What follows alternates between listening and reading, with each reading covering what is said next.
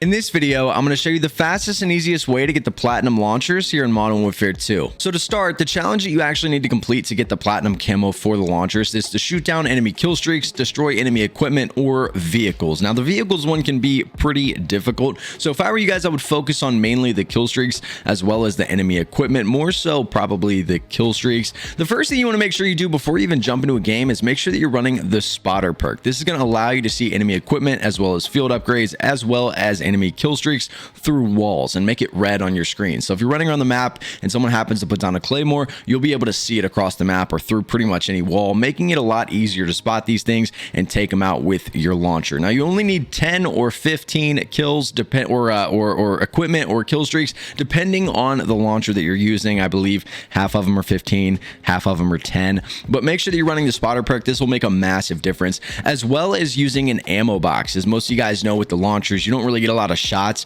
So if you're focusing on shooting down kill streaks or destroying equipment, you're going to want to have as many shots as possible. So make sure that you're running the field upgrade munitions box. Now, one thing I want to point out that a lot of players make the mistake of doing, including myself, is just to make sure that you're focusing on not destroying field upgrades. A lot of times players get confused with field upgrades and equipment. If you see an ammo box or a trophy on the ground or an armor box, something that someone puts down that's a field upgrade, it does not count towards this challenge. And I made the mistake of focusing way too much on field upgrades.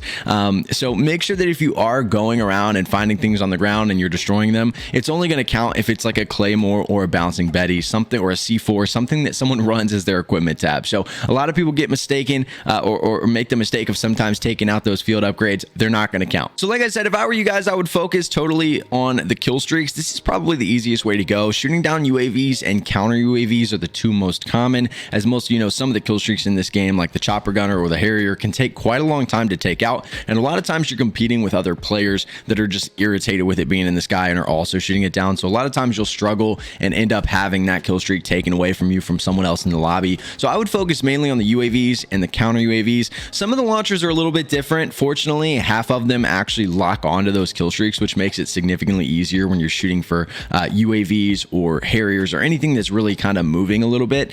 But for the launchers that don't lock on, including the RPG, this can be kind of a challenge. What I would focus on doing with those launchers that do not lock on is shooting down counter UAVs.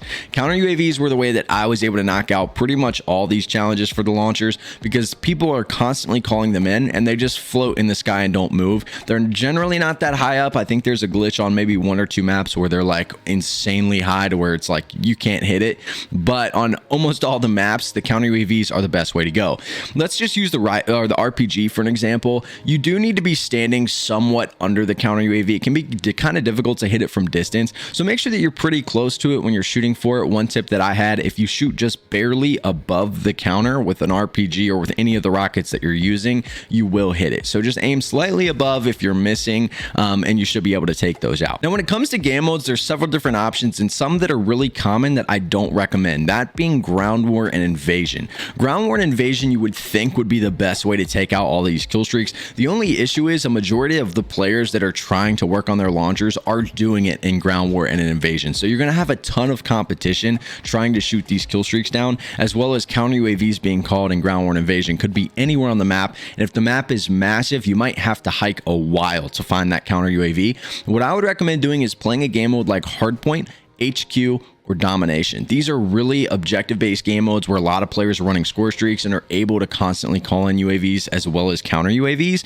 And this is a really good game mode to play to get those launcher challenges, because you're not having a ton of competition. A majority of the time, players don't care and aren't shooting things down. Now, don't get me wrong, every now and again you'll run into a game where someone else might be trying to shoot stuff down, but if you're quick with it and you pay attention, you'll be able to take them out no issue. But Hardpoint, Headquarters, and Domination, I think, are the best game modes to play. Wouldn't recommend tier 1. I feel like a lot of players don't get as many kill streaks in tier 1 as they do in core, and more players I feel like care about shooting those things down in core because they're used to constantly having the mini map in the top left. So when someone calls a UAV, most of the time they don't even know the enemy has one. So playing those game modes will make these challenges significantly easier, and considering you only need 10 or 15 with each launcher, it goes by pretty quick. So these are the tips that I have when it comes to getting the platinum launchers here in Modern Warfare 2. But if you guys have any other tips that maybe you've discovered along the way of getting those platinum launchers, or maybe you have any other questions, please leave them in the comments down below and I'll be sure and check those out. But thank you guys so much for the support on the videos. I appreciate all the love, and I'll see you guys in the next video.